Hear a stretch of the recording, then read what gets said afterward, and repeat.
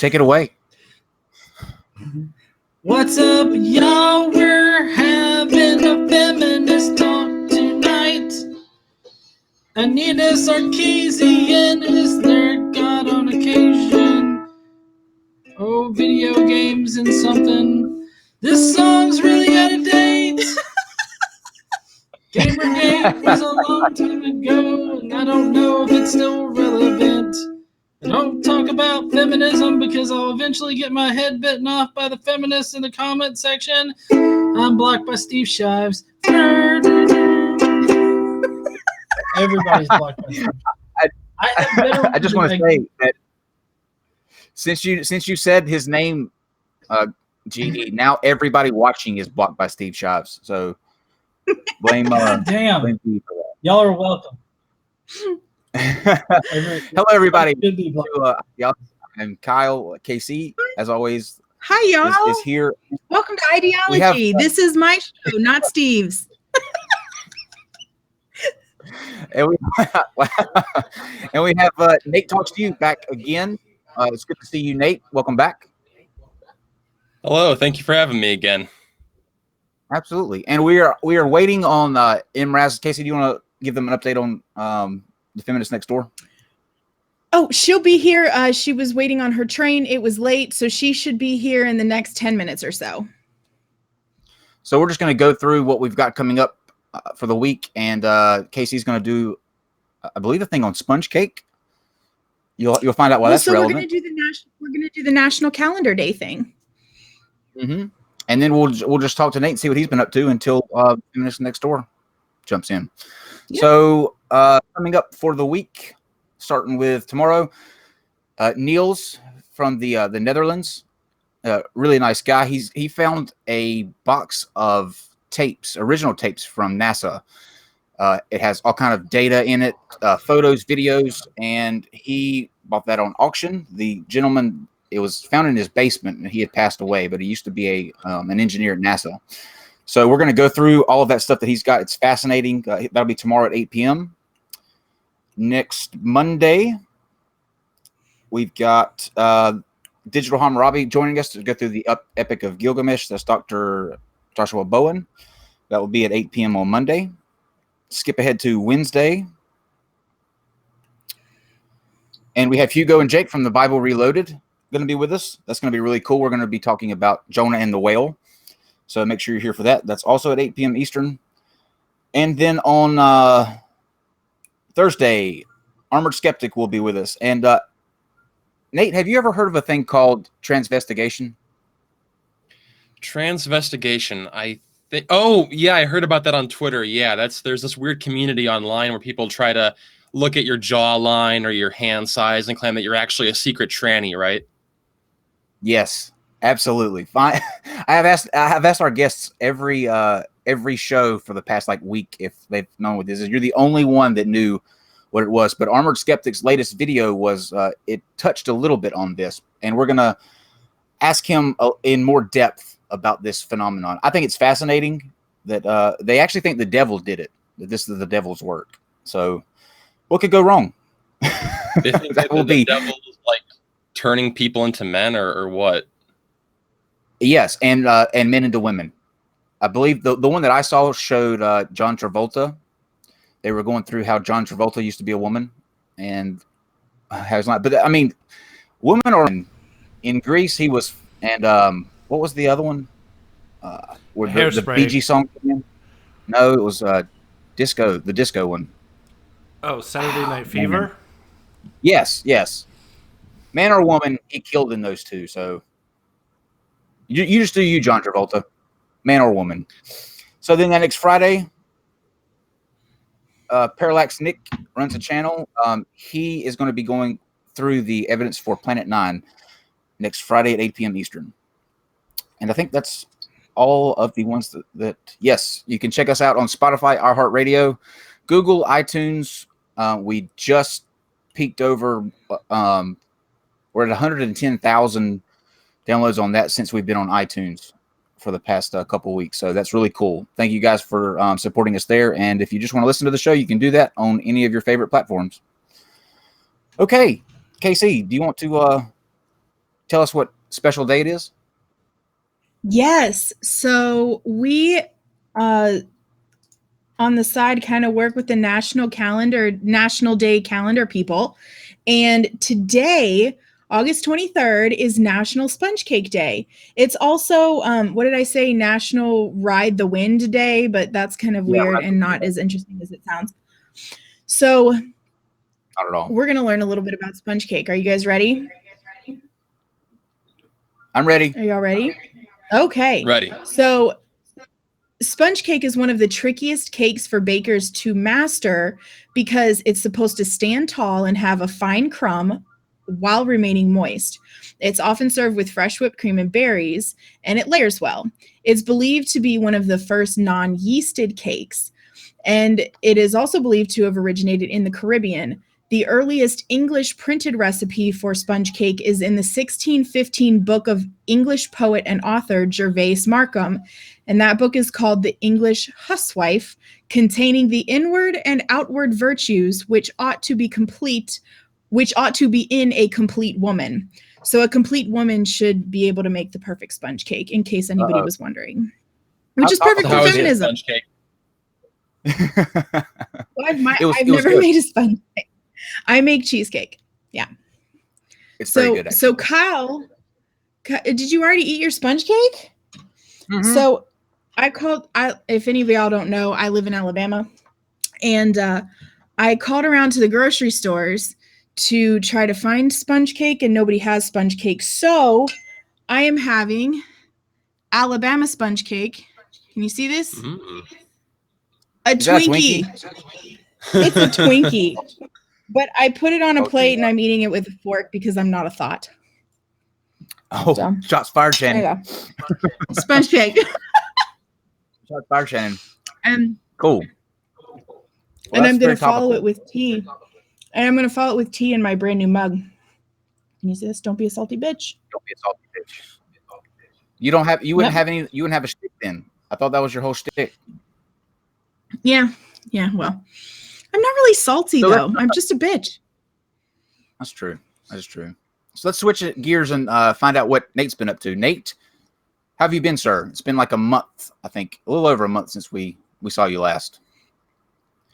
Well, as of late, I'm working on a new video about Zakir Naik. Are you familiar with him? I don't think so.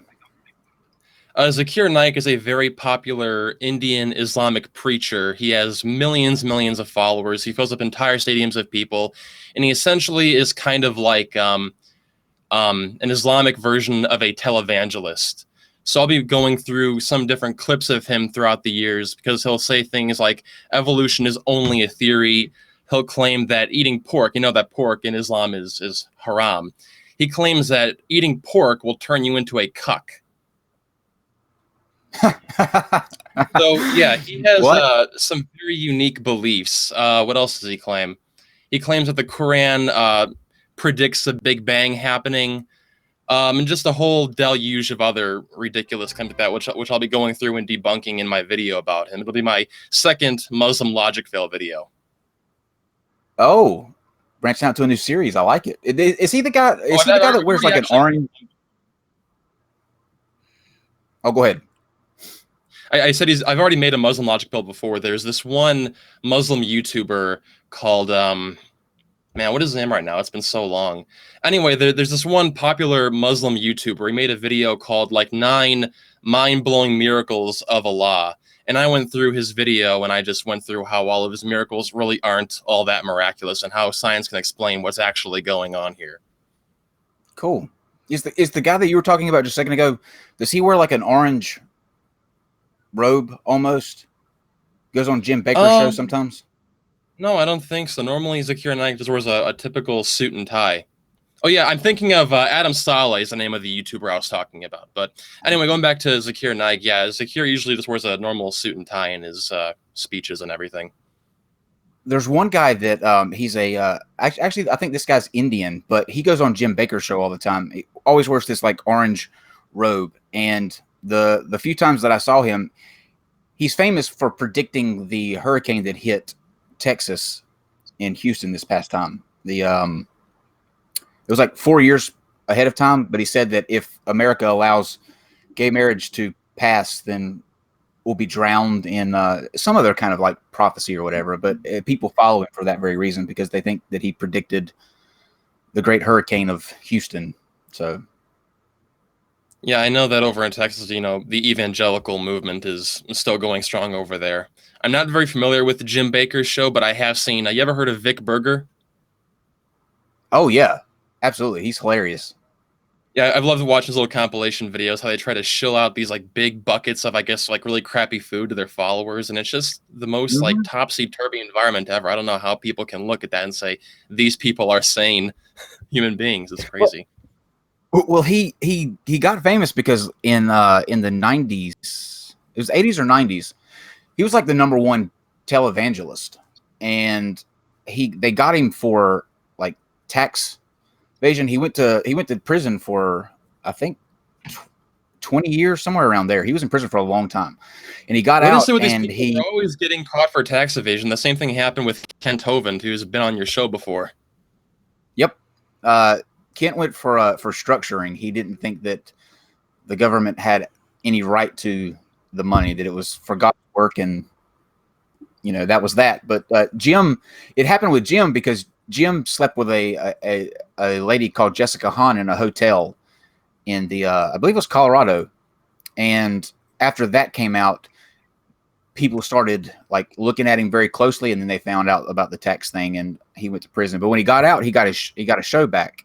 Still went straight back to TV, and instead of, I guess, asking for money outright, he decided that he was going to go after it with the bucket thing. And an interesting thing, Casey, listen to this. Jim Baker sells these buckets, like these huge buckets full of this freeze-dried food in case like doomsday comes and you need to, have food or whatever. Yep. Interesting anecdote. My neighbor actually ordered a whole case of these things. 8 buckets came on a pallet, FedEx. I watched them unload. It had Jim Baker's face all over the side of the box. It was hilarious. But was it ironic, or did he like legit believe Jim Baker's stuff? He was being serious about it. He's one of those, like, he thinks that eventually the government's going to get so big that it clamps down, and when that happens, everybody's going to run amok, and it's going to be doomsday. So he's a doomsday prepper. I need to ask him to come on here. That would be awesome to talk to him. I don't know if he will though. But Jim Baker has created these custom bucket lids that acts like a toilet seat, and he actually did an episode on his show about these, because he says that when the lights go out and there's no more power, you're going to need somewhere to go to the bathroom. And so he has these toilet seats that it's the actual top of the bucket, so you clamp it down after the food's out and you just lift the seat up. That's not me being funny. That's 100% true.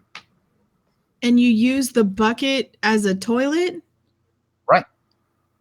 So he sells food / shit buckets. Yeah, food and a porta potty, all in one. He's just a humble bucket merchant. Alex Jones has the water filters, and Jim Baker has the buckets. The Geek Room That's awesome. The Geek Room covered that too. So yeah. Yeah. Oh yeah. I mean, so did Vic Berger. That's what reminded me of, because Vic Berger did one of his funny videos where he like zeroed in on that episode, and one of the lines that Jim Baker used was, "What are you going to do with the poo poo?" So yeah, I just find it sad that people have been going along with the doomsday stuff for so long. There's actually a Wikipedia article which documents all these predictions going back for the past like 2,000 years, and how again and again and again you have different pastors and different saviors claim that it's going to be right around the corner, but then here we are still today. Nothing's fucking happened, and people still believe it continuously. Yep, I think there's a new one, I believe. Or we just passed it. Dave, do you know? I can't remember who it was. Dave, wasn't we talking about that one time? How there's a new date of a new doomsday? Oh, there's always a new date. I was going to say, once one date passes, there's always a new date out there. Somebody will come up with the next doomsday, the next doomsday. I was born in 72, so I've been through like 12 of the things since I was born. It's ridiculous. Yeah. And they're I like don't know. every I think year you now. guys should have a drunken Sometimes more live than once a stream year. every time there's a doomsday prediction. Just have a drunken live stream and just laugh at everybody who's believing this type of stuff. We should do that. Yeah. That would be awesome. Let me tell you my story. When Y2K was about to happen, everybody remember that? The Y2K thing, like all the computers are going to set to 0 because it can't handle, and everything's going to shut off, and that's going to be the end of the world. I was still a faithful believer then, 100%. And so our church at that time was having a Y2K night in case God came back. So everybody brought food. Everybody brought food, and you had your fellowship, and then about 11 o'clock, everybody went into the sanctuary of the church, and we were all just kind of talking amongst ourselves and whatnot, and then about 15 till it just got quiet. I mean, like nobody said anything, and we were all just sitting there staring up at the clock, waiting for it to tick down to midnight. And I remember, like, myself feeling horribly scared. Like I was legit terrified that Armageddon was going to happen at noon, or not noon, midnight. And the clock struck 12. Everybody held their breath. It got to be 5 after 12. Nothing happened, and I was like, did we really just do all of this for nothing? I mean, it just went over into the year 2000. There wasn't any kind of hiccups. The planet went on as it always does, and I just felt stupid. You know what I did? And did you or anybody else in your church like take a step back and say, hey, maybe everything we believed in was absurd and maybe I should rethink my life? Or did they all just like find some way to rationalize it in their mind and continue on with what they were doing? Oh, of course not. It was that Jesus, we all knew Jesus just decided that it wasn't our time yet. He had a plan. He looked down and said, you know what, I'm going to give them a little bit more time, and off we went. So isn't that how it works out? Have you seen the Alex Jones Y2K radio podcast they did back in when I was going? No. Oh, I'd recommend you look this up. Look up like Alex Jones Y2K sometime, and it's Alex just spewing all these false predictions about all the banks shutting down, how Vladimir Putin's going to take over the country, and just trying to find anything he could say to make people run for the hills. And then, sure enough, nothing happened. But just like with your church, all of his believers, all of his conspiracy theorist followers, just ignored what happened and just continued believing Alex after that. Oh yeah. Well, in fairness, Alex Jones did get one of those right. Vladimir Putin eventually took over the United States. That is true. He was like a decade early for that one, though. You know what I did for Y2K? Fair enough. What'd you say, Dave? You know what I did for Y2K? I went out and bought an ounce of weed and made 4 quarter-ounce blunts, Kyle. I think you'll appreciate the gravity of that. I do actually. I wish that was the way that mine went. Instead, I had my head down, praying like, if it comes, just make it come quick. Because I'm one of those people, like, I don't want to suffer. You know what I mean? I'm a baby like that. It's a good thing that I'm not in the military or anything where I know secrets. Because if somebody got me, I would sing like a canary. Because there's no way I would be able to keep that stuff in. I'm not built for that. So in my prayer, I was like, if Armageddon comes, just make me go quick. I don't want to linger. But yeah, it never came.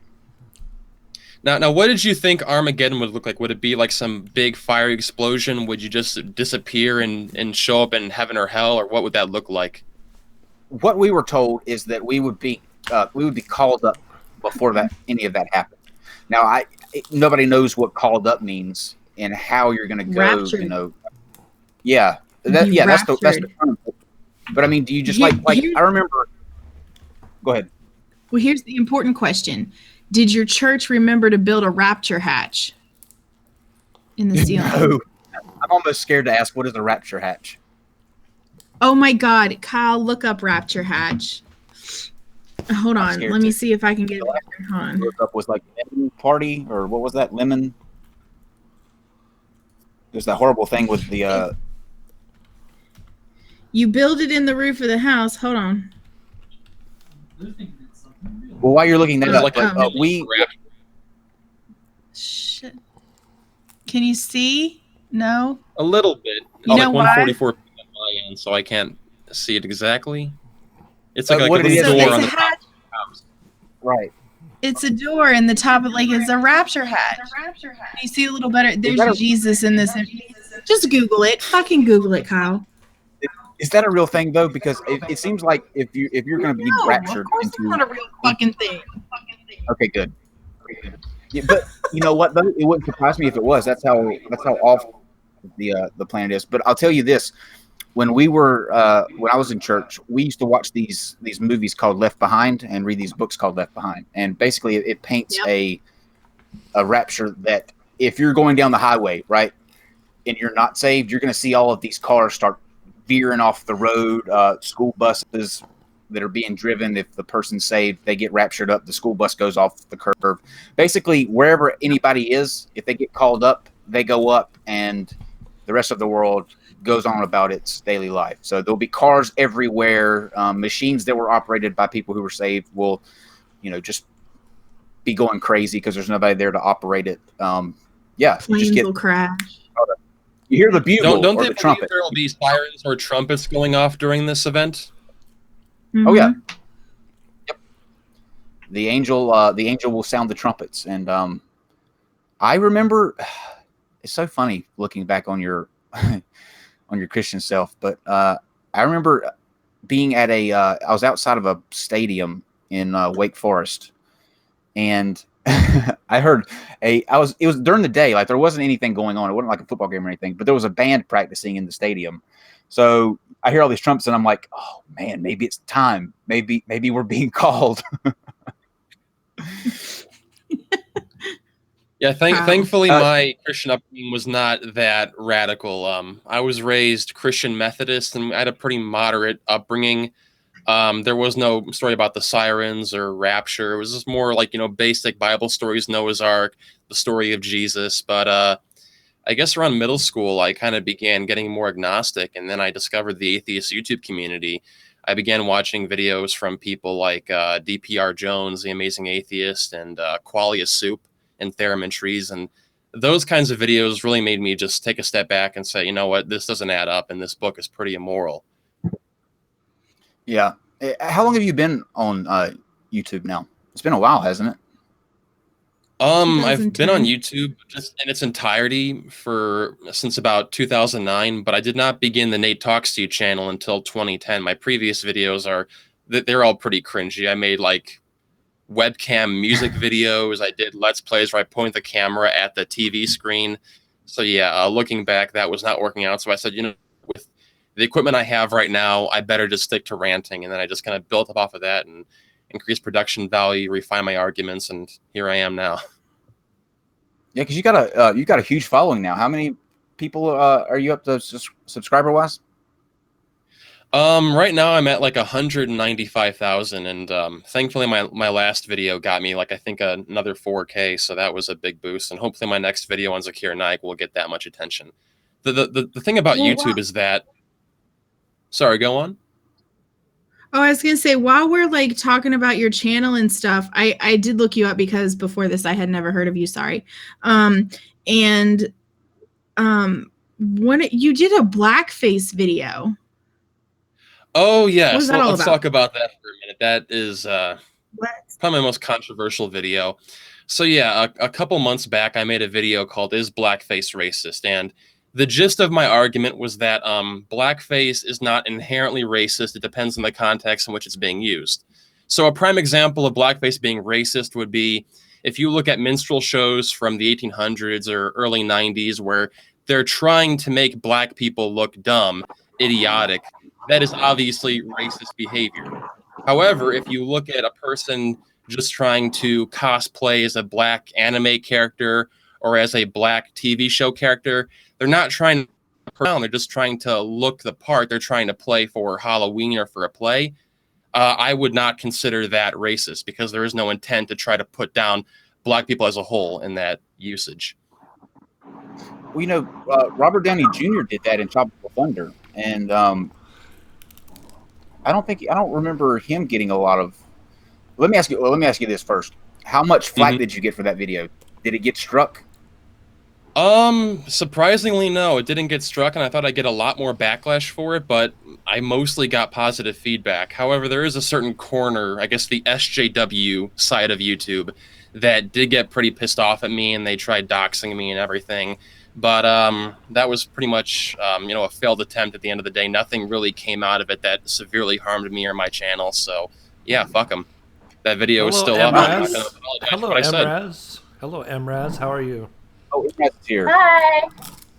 Hello. Hi. Can you hear me? Welcome to the show. Sorry. Welcome to the show. I'm so sorry I'm late. That's okay. That's all Welcome. right. And now what we'll do, since you're here, is we'll let you guys introduce yourselves and tell everybody where they can find you. You know, if they want to see or hear more, and then we will get started with the topic tonight. So Nate, do you want to go first and just let everybody know where they can follow you, see your videos, that sort of thing? Yeah, sure. So on all my social media, whether it be Twitter, Facebook, YouTube, Patreon, everything, I just go by NateTalksToYou, all one word, NateTalksToYou. I mostly make videos, rant type videos talking about politics, recent news stories, religion, just anything that's interesting to me at that time I'll talk about. So yeah, if you want to see more of my stuff, just look up NateTalksToYou and you'll find my channel. Awesome. And the Feminist next door, do you want us to call you Imraz? Is that cool? Yeah, it's probably easier. Okay. All right, Imraz, go ahead and let everybody find you. Sure. So this is actually my YouTube debut. So I don't have a YouTube, but you can find me on Twitter at Emraz. And my Twitter handle is Feminist Next Door. Awesome. Yeah, it's also on the screen. Yes, everybody's Twitter handle is on the screen for you guys. So, Nate, do you want to go ahead and start us out by answering the question: is feminism a necessary movement in order to invoke change in society? What do you think? Well, I know that Emraz on Twitter described me as being I believe, a rabid anti-feminist, but I actually do believe that feminism is important in society. For a prime example, if you look in Iran, for example, there's a protest going on where women are trying to protest mandatory hijab. It's called White Wednesday. And I think that is a beautiful example of feminism being used by society to counter what is an actual patriarchy in the Middle East. So I totally applaud what they're doing over there. And even in the Western world, I think there are examples where feminism today is still useful. So, for example, while rape has gone down since the 90s, it is still a problem. I think that there's still more work to be done there. Domestic abuse tends to affect women more than men, although men are affected as well. And I'll go so far as to say I think that there may be some truth to the gender pay gap, not as much as feminists usually say, but I think to a degree there is a bit of a pay gap possibly. So, yeah, that's my 2 cents on feminism right now. But one more thing I'll say is that my YouTube videos, while they are very critical of feminism, I'm not trying to attack feminism as a whole, just what I perceive to be the negative elements of it. I think that in some ways the modern feminist movement is very bad at their messaging, and I think that in some ways they are anti-science. So yeah, there's my 2 cents there. Okay. Imraz, after you go, Imraz, with your opening and responding to Nate, we're going to let you guys kind of have a fluid, organic conversation where we'll just take a step back and let you guys kind of talk and ask each other questions and that sort of thing. And we'll jump in if it gets kind of off the rails. Just don't talk over each other so that everybody can hear what everybody's saying. And yeah, we'll go from there. So Imraz, whenever you're ready. Sure. So I think first of all, I'm surprised, Nate. I expected you to be a little bit more anti-feminist, as you aptly quoted me, which is what I took from some of the videos that you posted. But I think that you make a lot of good points in terms of what some of the critical elements are of feminism currently. A little about my perspective. So the thing that I think is most important for people to understand, very, very broad movement, and it includes lots of different types of people. And as feminism progresses and as women move forward in the West, it has become increasingly personal. So a lot of people feel as though feminism really just means achieving their own liberation. And what that lends to is that sometimes people identify as feminists, but they don't speak for the movement. So I take your point is well taken in terms of some of the representations I think that I see commonly. But my feeling about feminism is that what I see lacking most right now, and I take this from my own perspective and from what I've seen with others, is that we're still really focused on a male point of view when it comes to approaching questions about difficult issues. So when we're trying to address a social issue like domestic violence or rape or immigration, if we continue to go at it from a male point of view and you suggest an alternative or you suggest an alternative interpretation, what you will find is it's always viewed as the alternative instead of just and what that means is that it's second place. And so I find often when I have an interpretation of the way something is happening or the way something is perceived, that my view of it is considered secondary, or it's an alternative view to what the mainstream is, and the mainstream is always male. So I think that's the number one issue that we're still facing, and why feminism is necessary, because female perspectives are just never primary in the United States or anywhere in the West. Well, wouldn't you consider the Me Too movement happening right now in Hollywood, and I guess also in the Catholic Church as well, an example of the female perspective being put first? You know, actually, that may be true, although I would prefer that not be the case with Me Too, because Me Too is intended to be an inclusive movement that has to do with recognizing victims of sexual assault. And that means male victims and female victims. So I actually typically don't like when people associate Me Too as a primarily female movement, because I think it isolates male victims who have every opportunity to participate and should participate. And it also, to my detriment, often on social media, leads to the perception that feminists and women who are participating in the Me Too movement don't care about male victims because it is portrayed as a female movement. So that's one instance where I think I would actually prefer not to identify that movement as female. And I think really, I don't know that perspectives need to be identified as female, because my perspective is egalitarian in nature. So I don't want women's views to be primary. I just don't want them to be considered secondary. I'm not sure where else to go off from that. I don't find much to disagree with there. Yeah, I think I mostly disagree with. I mostly agree with what you said there. But could you give more examples of where the female perspective is not addressed? Sure. So, okay, here's an example that I see a lot on Twitter, for example, is this idea that women need to either be totally covered in terms of their clothing in order to be respected, or alternatively, you have this feminist liberation movement where you have a lot of, naked pics, bikini pics, a lot of discussion about really sexualized topics, and this idea of like, I want to be promiscuous too because men can be promiscuous, and I want to have the same opportunity to do that.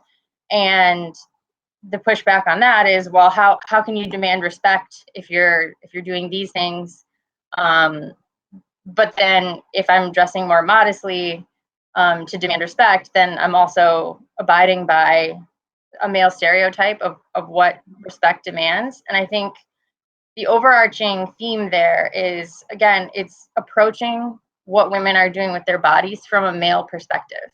So whether someone's wearing clothes or not, it's not a question of what that means to someone else. It's whatever that person wants to do. I'm sorry? Couldn't this also be applied to men as well? I mean, for example, if I were to go in for a job interview just wearing a tank top, maybe I had some tattoos and piercings, I would imagine that I would be judged as well by my employer or just in the public eye in general. If you look at different rap artists and they usually have tattoos or colored hair, people look at them as being disgusting. I mean, I don't see how what you're describing is particularly unique to women. Well, I mean, I think the context that you just described has a secondary layer to it, which is professionalism. But I think in general, when you see women trying to exercise autonomy over their own bodies, the pushback is always from a perspective of what a woman is supposed to look like. And then there's a counter pushback of, well, fine, I don't have an issue with you looking like that, but then how can you be upset with me when I don't respect you? And I think it's missing the point entirely. I mean, for instance, like every anti-feminist, like truly anti-feminist meme is always a woman who's overweight with purple hair, no makeup. Like that's the stereotype because it's what's perceived from a male perspective as being exceedingly unattractive. And I think what I'm trying to say is when women are expressing themselves, like they can decide to be slutty if they want to be slutty. They can decide also that they prefer to dress more modestly because that's how they feel comfortable. And neither one of those things need to be perceived as modest or immodest. They're just the way that person dresses. Professionalism aside, I don't know that it would necessarily apply like in a work context, but I just feel like. But don't a lot of women also judge each other too? Sure, of course. I think we're having a bit of echo on our end. I was going to say, don't a lot of women also judge each other in the workplace or just in public in general regarding how they look? It isn't only men judging women's clothing, right? That's absolutely right. And I think that women are using, I hear the echo too. I think women are using male stereotypes to judge each other. I think, can I cut in for just a second? I think it's not just necessarily only judging. I mean, there's also the whole idea of sexualizing women. And I do understand that sometimes men are sexualized, but never to the extent that women are. Judging is different from sexualizing. I think it could be that women's sexual desires are different than men's, where women tend to prefer things like biceps and abs, and they don't like to go full and out with their sexuality the way men usually do. I think it's just that women and men's brains are wired differently, and the things they're interested in looking at are different. Well, that's true, but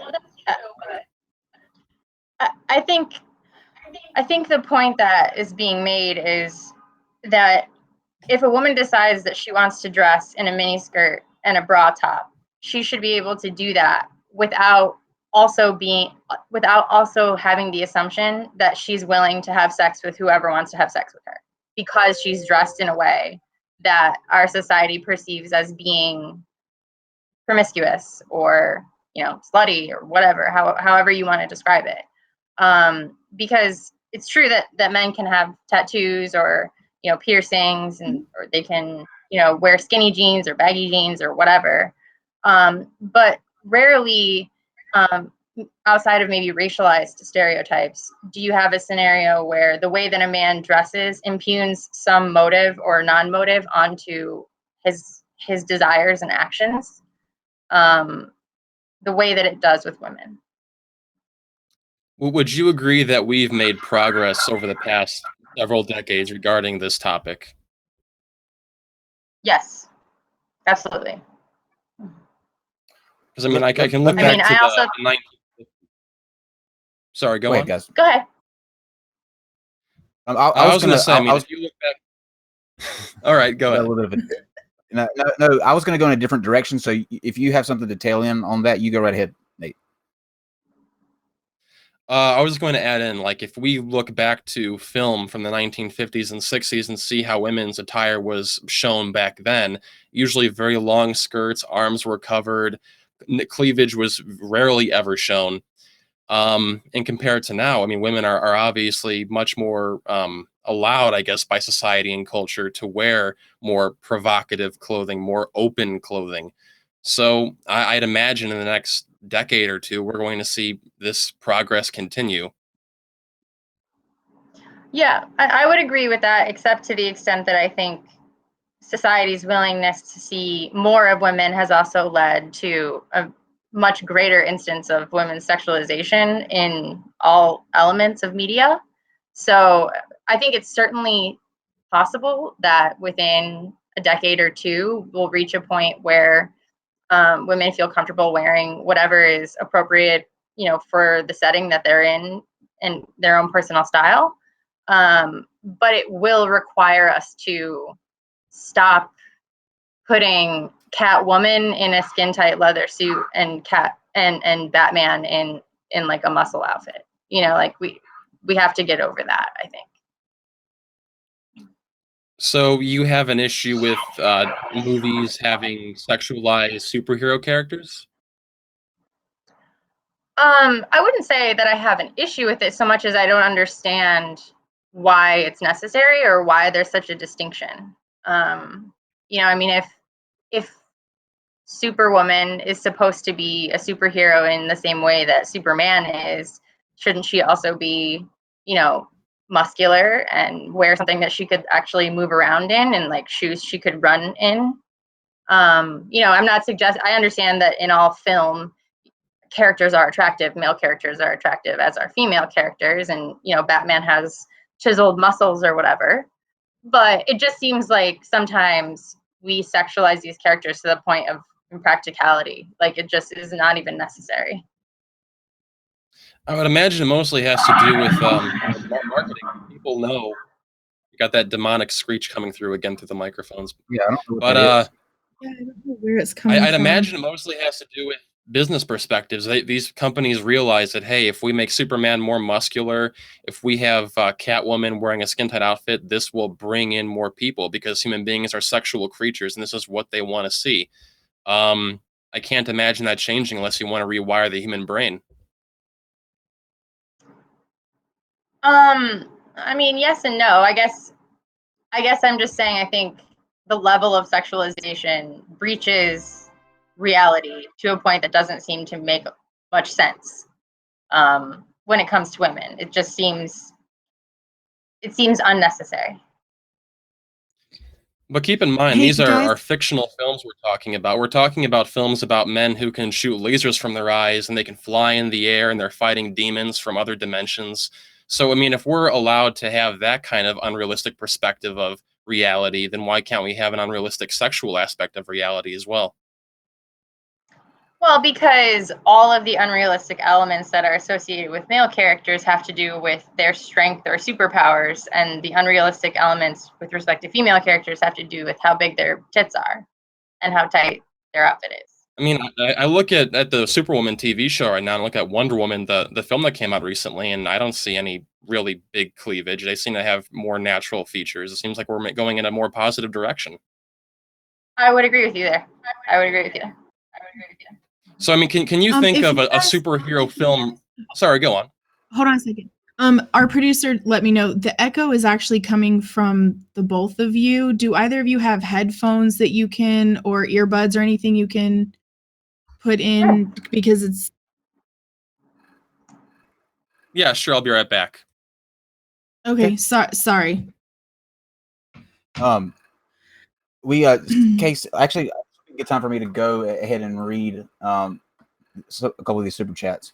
One says, most males would be up in arms if they were judged as women are. The typical entitled male is just a butthurt snowflake. Okay. There's that. Wait, one. what about butthurt snowflakes? Men. It said the Men typical are butthurt snowflake. Men. Driving to work, just wanted to send some love your way. Hashtag distracted while driving, and we'll get the other one at the end of the show. So thank you for those super chats, guys. We'll read all the rest of them at the end of the show. Okay, we were just talking about sexualized superhero characters, and I believe Nate, you were getting ready to make a point. If you want to pick back up on that. Can't hear you. I can't hear him.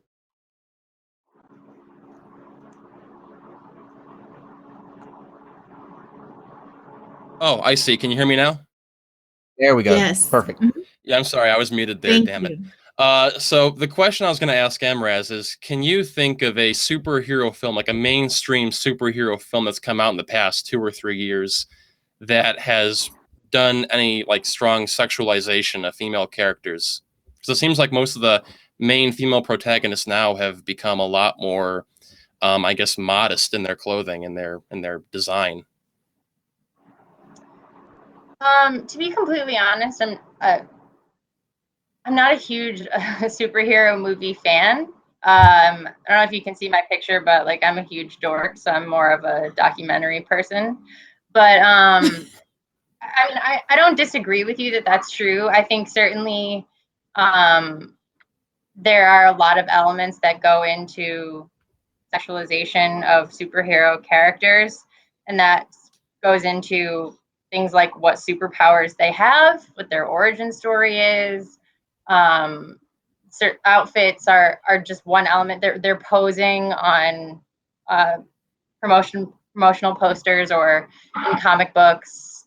So I mean, this isn't really my area of expertise, but I would agree with you that I think Wonder Woman was a good step. I liked everything I saw from that. I think her outfit was still a mini skirt and like a Princess Leia revamp situation, but I think it was practical because she had boots at least. But do you guys think it's possible that the outfits are getting better in these movies and in the media and things like that because of feminism? Absolutely. I mean, I know at least for me anyway, when Wonder Woman came out, that was something that a lot of my friends wanted to go see as a group of women. People brought their young daughters to see it. People felt really good about it coming out. And, you know, that she was such a strong character and such a strong human being in real life too, I think was very positive and empowering for a lot of women who hadn't seen that in superhero movies before. I think you could argue that in I would argue that in the Wonder Woman 2017 movie, the man, Chris Pine, was actually objectified more than Wonder Woman was. There's a part in the film where they're in a cave and she's eyeballing his junk and he's like, I am slightly above average. And it's just, you know, obviously it's meant to be eye candy there for the female viewer or the gay viewer possibly. And throughout the entire film, Chris Pine and the rest of the other male characters, I mean, they're pretty useless compared to Wonder Woman, who just comes in there and kicks ass. So it seems like as far as superhero films go, we're going in a more positive feminist direction. And do you think that that's because of feminism? Do I think it's because of feminism? Possibly. Yeah, I think the that these companies and things like that. It's really hard to say. I'd have to look down at the micro level and see, you know, which elements here and there contributed to that. I suppose the best answer to that would be ask the directors and the producers, you know, why they chose to go about it the way they did. I would imagine they just figured this would be the best way to market it and get the most people in the theaters to go and see the film. And obviously it worked. It was a very popular movie. What about games, Imraz? Do you think that women are portrayed the same way in games, like, or do you think they're over sexualized on that perspective? Well, again, not totally my area of expertise, but from what I've seen, like, I mean, I'm going back to like Lara Croft. I would say certainly female characters are much more sexualized than male characters in games. I also think that gaming culture is primarily marketed toward males, which is an important point there because, you know, it's true what Nate says, that, you know, part of the reason why this is happening is because this is what people want to see. But I think that there is a responsibility in society to make sure that we don't just continue to perpetuate things that can become harmful because we can make money off of them. Do you see a problem with companies marketing towards men and trying to appeal to men? No, I mean, no, insofar as that whatever they're doing to appeal to men isn't harmful to women. So do you think that video games that show women in a sexual manner like Lara Croft are harmful to women?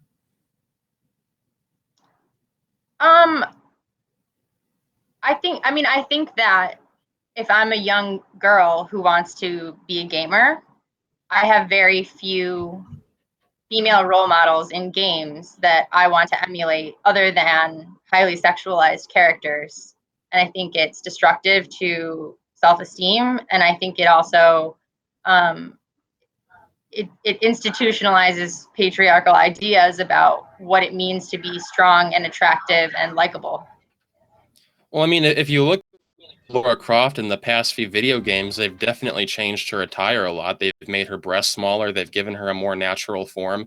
I mean, if you want to talk about Lara Croft being sexualized, you'd have to go back like maybe the past like 8 years to find the really sexual versions of her. So another example there, it just seems like really just not really like my realm, to be honest. I mean, I'm generalizing because I'm not a gamer. Okay. Yeah. Let me ask you this, Imraz. Can you talk to us about the? I know everybody speaks to different waves all the time, like, you know, third wave, fourth wave. I'm not even sure what wave we're at up to now. Do you like know the different waves, and can you kind of explain that to us?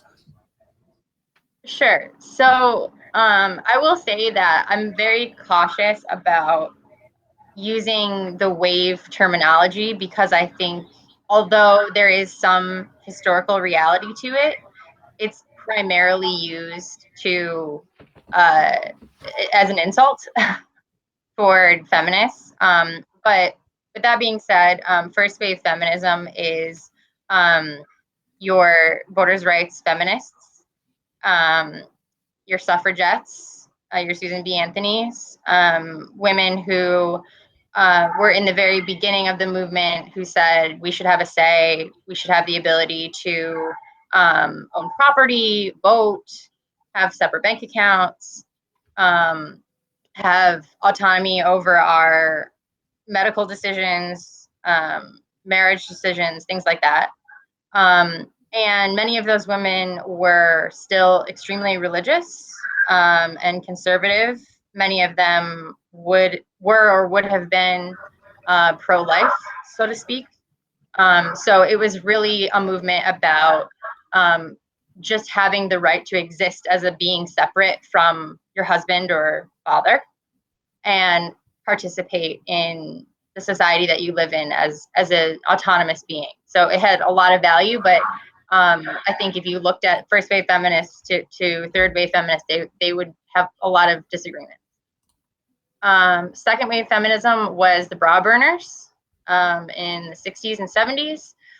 So there was much more focus on the sexual liberation of women, focusing on biology of women, their breasts, their vaginas, their reproductive health, abortion rights after Roe, and rape as a societal issue for the first time being called out. So rape culture is a term that you may have heard, and that was popularized in the 70s by second wave feminists who basically said rape is happening all over the place and everyone's ignoring it like it's just a normal part of life, and it shouldn't be, because we are our own beings and we shouldn't be subject to sexual assault.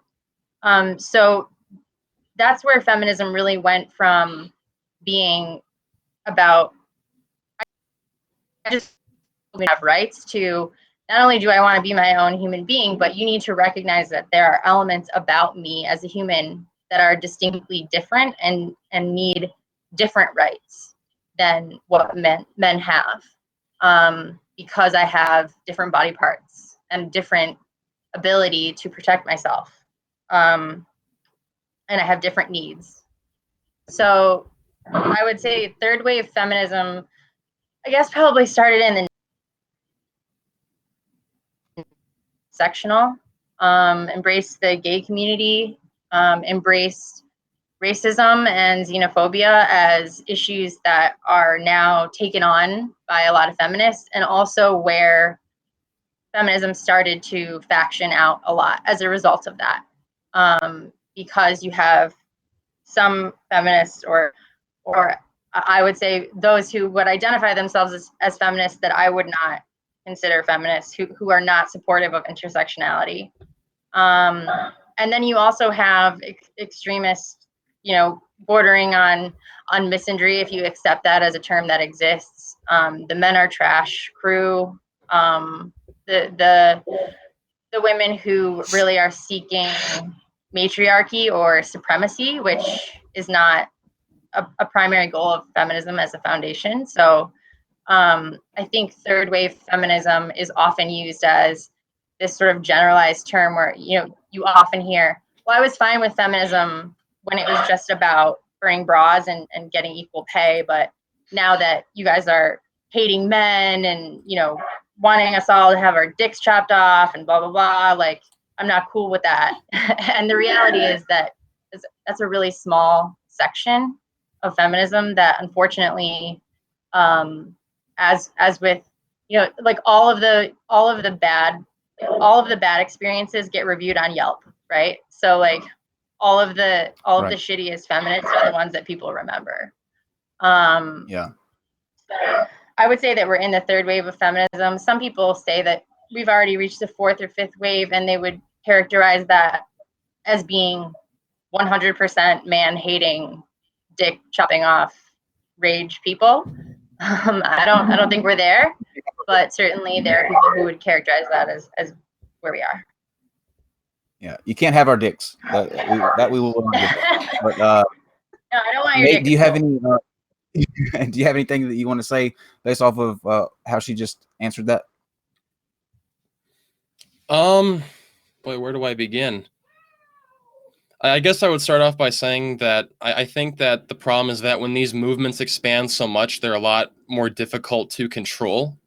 And when they're as big as they are, it can become corrosive. So, I mean, if you look on YouTube right now, there is basically an entire industry that has been built upon finding very horrible examples of feminism out there, and then just making an entire living off responding to it. I guess you could argue that I've contributed to that partially. But I mean, there are compilation channels that just go out there. There's one called, I think, 50 Cent, for example, and other ones like that, or one called Wrecked Feminist Videos. And these people get millions and millions of views per video, just compiling different examples of women on college campuses, starting fires, throwing down trash cans, destroying property. And I wish there was some way that you could prevent those people from behaving in the way they are and just kind of refine the movement. But it seems like at this point it's kind of spiraled out of control. Well, I mean, I think that there are certainly going to be elements of any movement that are not representative of the whole. I think, for instance, Antifa is intended to be an anti-fascist organization that's entirely defensive, but some of those guys go out with baseball bats and smash people to bits, and that's how Antifa is perceived as an organization. There may be some bad actors within Black Lives Matter, even though it's vast majority, really well-intentioned activists. The way that I have thought about this, I mean, I think about this a lot because if you look at my Twitter, I spend about 80% of my time defending feminism and 20% actually doing activism, which is frustrating for me. But I have also kind of taken on that responsibility as part of how I contribute. So I try to address stereotypes about feminism as part of the goals of my account. And I get a lot of stereotypes thrown at me. The running joke on my page is that at least once a day, someone will tell me that I think all men are rapists, even though I've never said that ever. And I wouldn't ever say that. So what I try to do is, instead of saying like, hey, I'm not like that, I'm not like that, I just try to continually educate people about what feminism really is, in hopes that if people have an understanding of what feminism means, which is it's a very basic concept, you know, it's just treating men and women with equal respect. You know, equal legal rights is not the same, as we all know, and it's about listening to women speak, and it has nothing to do with harming men or wanting to control them or having an issue with men or being masculine, except to the extent that it's harmful to women. And I just try to explain to people. I mean, it's almost funny to me how often I have men comment on my account like, I hate feminists, but like, I think you're okay. And I'm like, but I am like the core, like I'm a core believer of feminism. Like what you don't like is these factions. So I'm trying as part of my activism goal to educate people. And also, you know, sometimes if you're a young woman and you want to participate in feminism, you can get sucked into some of these factions because that's just your perception of what feminism is. And I try to explain that, you know, if you are a woman who says like, I hate men are trash, I don't want anything to do with them, that's 100% not conducive to an egalitarian society. Like you can't want to be equal with somebody that you hate. And so I think that's how I try to address it as an issue, is to just bring back the core values to distinguish myself from what I think is extremism. Well, I think one of the main grievances that a lot of people have with modern day feminism is they see these women who I'm sure have very positive intentions, speaking about things that they are not totally knowledgeable about. They're trying to fight problems in the world, but they don't comprehend the environment they're trying to speak about. So one prominent feminist online is Anita Sarkeesian. She runs a website and YouTube channel called Feminist Frequency. And she had a series a while ago where she would talk about video games, and she would try to point out problems with the gaming industry and how women are portrayed in the gaming culture. But a lot of people, myself included, have pointed out that she simply misses the mark. She misconstrues information. She will misrepresent certain events and take things out of context to make things worse than what they actually are. So I think that doing that, you know, just misconstruing information, either because of malicious intent or ignorance, is very detrimental to the feminist movement. Or in this conversation right now, you brought up superhero movies, and then we delved into that for a while, and then later on you acknowledged that this is out of your element. And then later on we went on to video games and Lara Croft. We delved into that for a while, then you later on admitted this is out of your element. So I think it is important. Well, in fairness, I started out the conversation with gaming by saying I don't really know anything about games, but anyway. All right, well, I'm just trying to say that I think it is important to make sure that proper research is done into a topic before jumping into it. Otherwise, it's just going to make people frustrated because they're like, what are you talking about? Well, so I want to jump in real quick since you brought up Anita Sarkeesian and YouTube, since you think that she kind of misrepresents and makes things out to be worse than they are. Isn't that kind of what you do on your YouTube channel with feminism? I misconstrue feminism? I mean, kind of, yeah. I feel like you pick the worst elements, kind of like Emraz was talking about. You focus on the worst elements and not really the core of what the message is. Well, if you look at some of my YouTube videos, I'll actually have a disclaimer. If you go to my playlist, and I have at the bottom of the screen on some of my videos, I will state that my videos are not intended to represent feminism as a whole.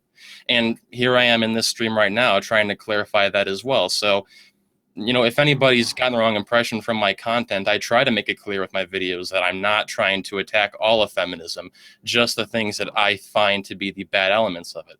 I think that there are good feminists out there. One example, I'm not sure how Emraz will feel about this woman, but have you ever heard of Christina Hoff Sommers? Yes.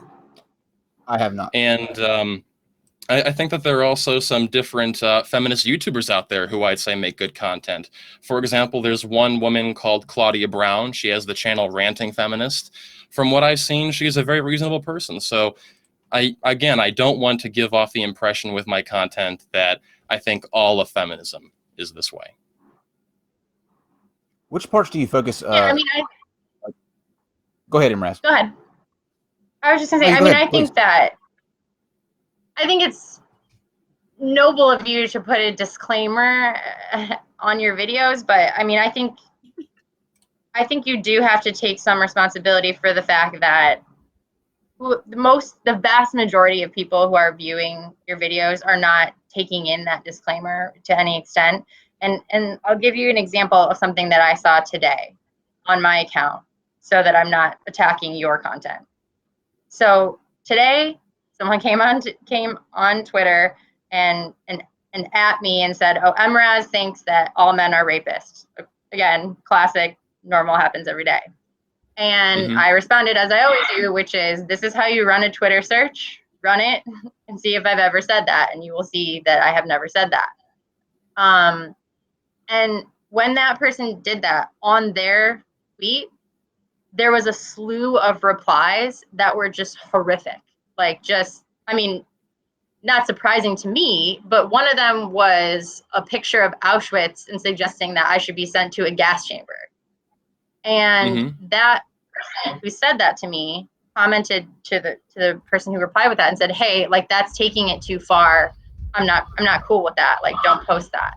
And my response to him was, well, not only did you mischaracterize how I feel, because I literally say every day that I don't feel this way on my account. It's like a running joke. But what you have to understand is that when you start the conversation with shit like that, people who are willing to say and do way worse consider you an ally.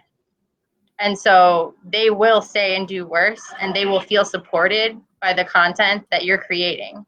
So it's important to be like, I have to be conscious of that too. Like, for instance, people always post stuff on my account like, "Oh, this guy just can't get laid. He must have a small dick." And like, I try to say, like, hey, don't say that kind of stuff, because I don't support that as antagonistic and sexualizing on the opposite end. And so I do think it's important to take responsibility for your audience, because even if you don't intend something a certain way, like if you have a video that's like, "Oh, like, look at this whack feminist who like has no idea what's going on," like, most people aren't reading whack feminist who doesn't represent all of feminism, but like is a super weird faction of it. Like, they're just reading it as feminist, and then they're coming at me like, "Did you believe this?" And I'm like, "No, I don't."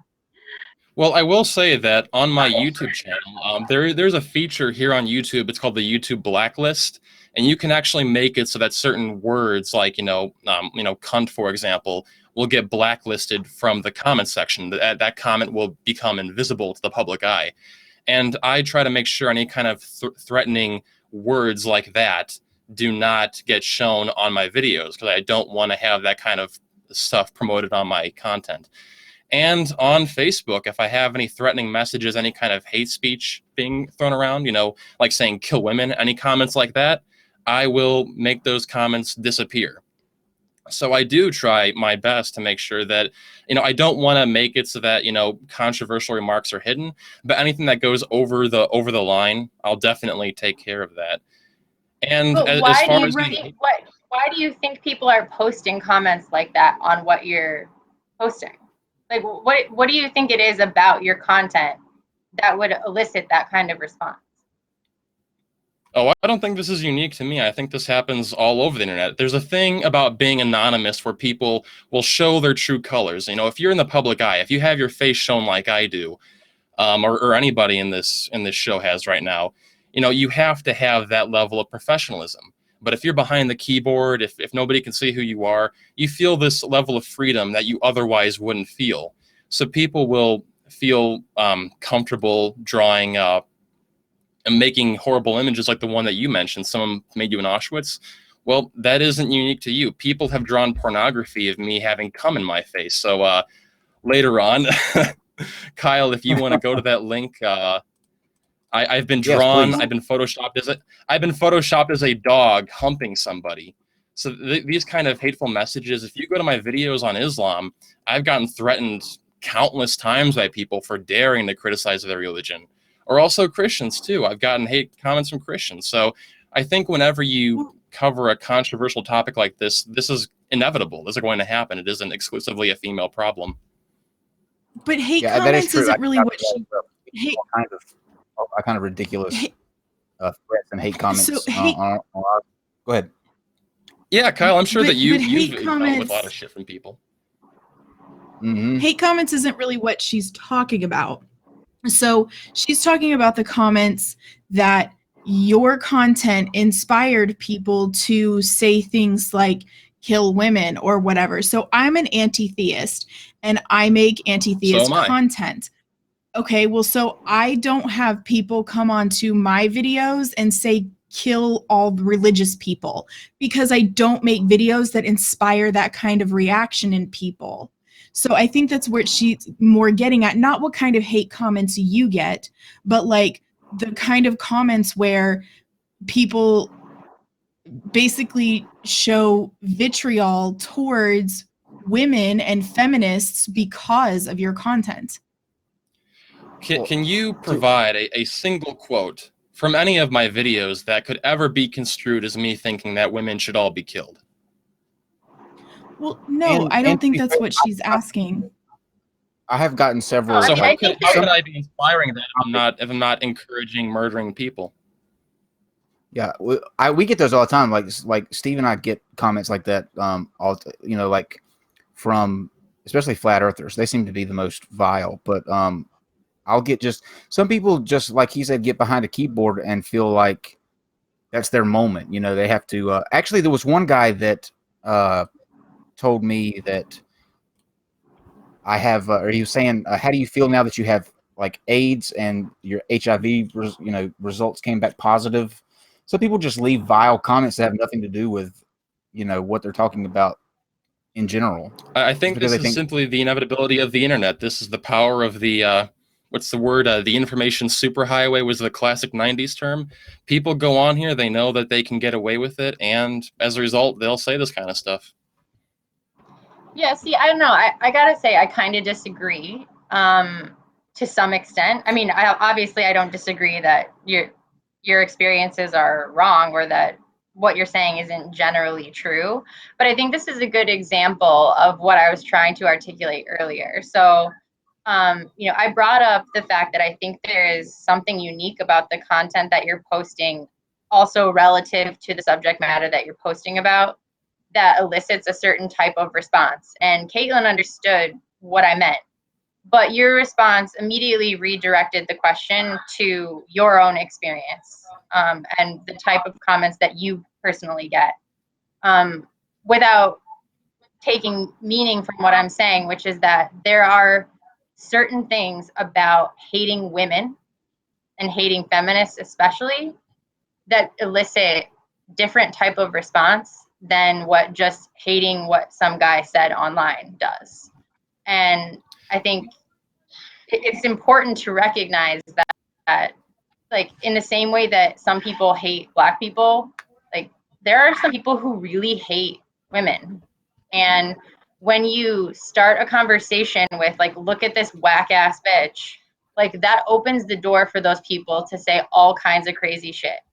And it's something that I think I think people need to think more carefully about, because it's not the same. I mean, I don't like saying that because it feels weird to me. It feels isolating, but it is true. Like, it's not the same. Women get harassed at a much higher level and with a much greater intensity, especially feminists. My point was that this kind of hate on the internet is a two-way street. For every hate comment that may or may not be a result of my content, there'll also be hate comments directed at me or other people that agree with me. For example, let's look at Feminist Frequency, for example. She's a woman who's complained constantly about getting harassment on the internet. And despite all of this harassment, has it ultimately really affected her life? No. She goes to multiple different conferences and gives public speeches, and she's never been attacked yet. And yet you can look at somebody like Milo Yiannopoulos, who I disagree with many times, or someone like Sargon of Akkad, who I also have disagreements with. But these are people who have actually been attacked, both men. Milo Yiannopoulos will go speak at a college. Well, like Milo solicits from people. Like he talks all kinds of shit. Like, it's one thing to just people should be attacked if they say certain things? Yeah, actually. I mean, I think I don't condone violence against anyone, but what I'm saying is the distinction is that I'm being attacked for existing. And Milo is being attacked because he's a fucking asshole. Like, there's a, you know what I'm saying? Like, it's a material difference. They're really harassing people and calling them pieces of shit and like telling people that they deserve violence against them. And so, yeah, like, I don't want anyone to be attacked, but it makes sense. Like, I'm just out here like, hey guys, like, can we get some Republican support for the domestic violence re-up on the bill? And people are like, fuck you, feminists, you hate men. Like, that's a material distinction that I think is important to address. But don't you think that this kind of attacking people like Sargon of Akkad, he'll speak at like some kind of libertarian convention, Antifa will come into the room and jump on stage and begin trying to attack them, or Milo will be giving a speech. Don't you think that this kind of behavior is what gives people a negative image? Shouldn't we try to regulate our emotions and just try to have a civil conversation? And that way people will look at feminism and say, hey, these people have some good points, rather than saying, look at these people getting violent? No, absolutely. I mean, I can't think of any examples outside of TERFs, who I don't consider feminists, of feminists being violent against anyone. Certainly not myself. I wouldn't condone that at all. So, I mean, I don't know if you are relating this specifically to feminism or just people who have attacked people like Milo, but I do think that there is a material distinction between being attacked because you're an antagonist asshole and being attacked for existing. Are you familiar? Sorry, go on. No, go ahead. Are you familiar with Warren Farrell? I am not. Well, you said you can't think of any examples of a feminist attacking somebody. I would recommend you look up a YouTube video sometime called Warren Farrell Protest at University of Toronto Full Version. And this shows this group of feminists outside of this college where Warren Farrell, this egalitarian, you might say, was speaking about men's issues. And they were trying to blockade the doors so that people couldn't come in and hear him speak. There were police officers that were being attacked, and there was a lot of shouting back and forth. Men who wanted to attend were called fucking scum and rape apologists, even though Warren Farrell was never trying to promote rape apologism. So right there, I would say that is a prime example of that going on. Well, I think it's a prime example, but it's also a prime example of what I'm saying, because I said I can't think of any instances of feminists being aggressive. And you can name one specifically of which you have the name of the video memorized.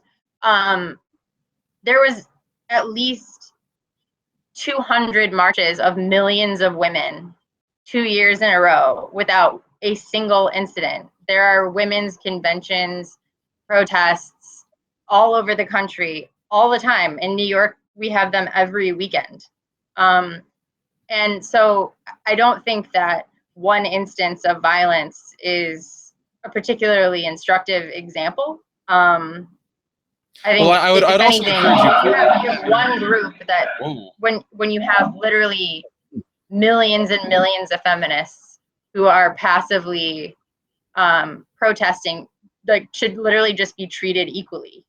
And I think, I think honestly, your example kind of articulates my point, which is that it's so unusual for feminists to become violent like that, that when it happens, it's memorable. Well, yes, but you're right. Emrez, don't you think it's kind of sorry, one second. Emrez, don't you think it's kind of important, though, as a feminist, that when things like this happen, like Nate's talking about, that those kind of actions are condemned by Absolutely. more reasonable feminists? Because, I mean, that kind of behavior is not appropriate. It's not acceptable. And I think that the majority of feminists don't think that way. So there are some, sure, but I do think it's important that, just like we would ask, like, good cops to condemn bad cops, and, Catholics who don't rape kids to condemn, priests who do. Don't you think it's important that feminists condemn that kind of behavior? 100%. And an example of that, not particular to violence, but just this past week, if you've been watching the news, you probably heard about Asia Argento, who was one of the most, she was a very prominent voice in the Me Too movement, and it came out that she had made a hush payment, so to speak, to a 17-year-old boy who she sexually assaulted, which is completely inconsistent with everything that Me Too stands for.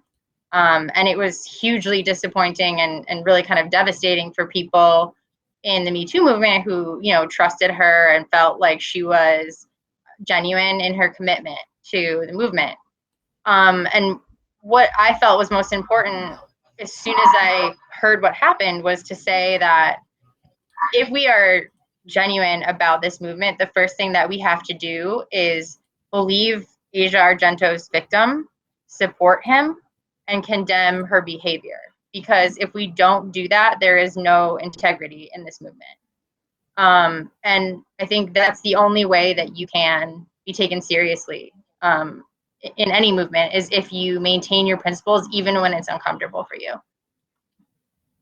And then I applaud you for that. I'm glad that you're willing to police a movement that you were part of. But unfortunately, some of the louder voices in the movement, like Rose McGowan, when that story first broke, her reaction wasn't to say this is disgusting behavior. Her reaction was to say, be gentle. So it seems like when a woman is the one being accused, there is a double standard that's presented by a lot of the larger voices out there.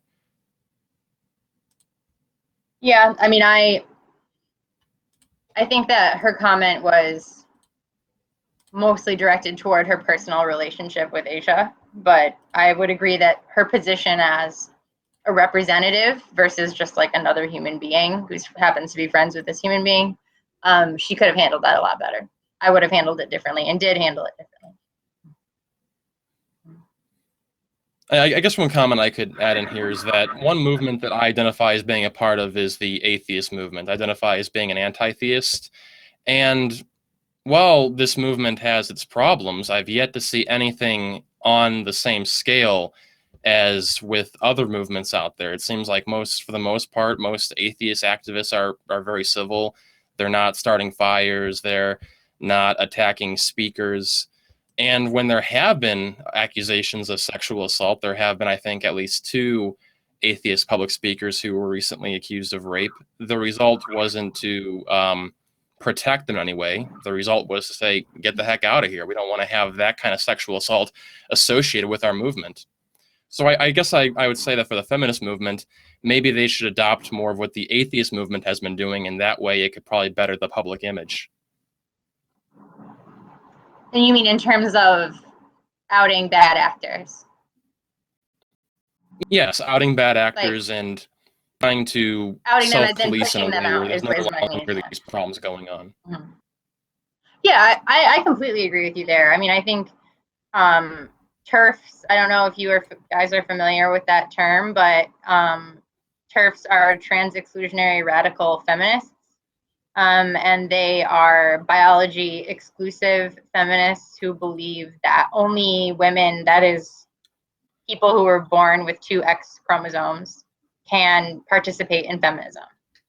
And while that as a ideology is problematic for me foundationally, more problematic for me is that for whatever reason, they also tend to be particularly venomous in the way that they pursue their activism. And I have, like, for instance, when TERFs come on my Twitter page, I block them because they are horrible. Like, they're horrible. They harass everyone. And I have yet to interact with a TERF that is okay with me not being one. And for all of those reasons, I don't consider TERFs feminists. And I think among mainstream feminists, that's a very standard view. One of my mentors and someone that I communicate with a lot is Clementine Ford. And she is, at least among men, sort of universally viewed as being extremely radical. And her view on TERFs is the same as mine. And I have long said that I wish that we could rename the label because I think it's deceiving. I don't think TERFs are feminists, and I try to say so at any opportunity, but not so much to the extent that I'm being directing hate at them. But anytime the topic is brought to me, I try to distance myself as a mainstream feminist from that ideology. And I think for me, the challenge there is that TERFs don't want to not be feminists. And that's a difficult thing to deal with in a movement, is like, how do I kick you out when I don't have the authority to kick you out and you don't want to be kicked out? That's something that I think is a real struggle in feminism right now. So many names. It seems like every week I learn of a new name. TERF is this week's. TERFs last week and it was, swerve. You hadn't heard that? I have never heard that. No. So you have swerves yeah, too. Those are sex worker exclusionary radical feminists. That's wild. What are you gonna say, Casey? I was gonna say I disagree slightly with Emraz on this because I try really hard not to fall into the no true Scotsman fallacy. I do think they are feminists. I don't think they represent feminism.